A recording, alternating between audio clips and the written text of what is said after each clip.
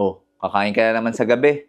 Tataba ka talaga niyan. So may concept po tayo na kung tawagin ay calories in, calories out. Ibig sabihin, lahat po ng pagkain may katumbas na calories. So kunyari, kumain tayo ng kanin at pag pinasok natin sa katawan natin, nag-iipon tayo ng calories. And kapag naman gumagalaw tayo, nagtatrabaho, or nag-exercise, yung mga calories na napunta sa katawan, biniburn natin. At lahat ng calories na hindi natin na-burn, yun yung nagiging taba. Pero meron pong circadian rhythm yung metabolism natin. Ibig sabihin, tuwing may araw, malakas tayo mag-burn ng calories. At pagsapit ng gabi, bumabagal yung pag-burn natin ng calories.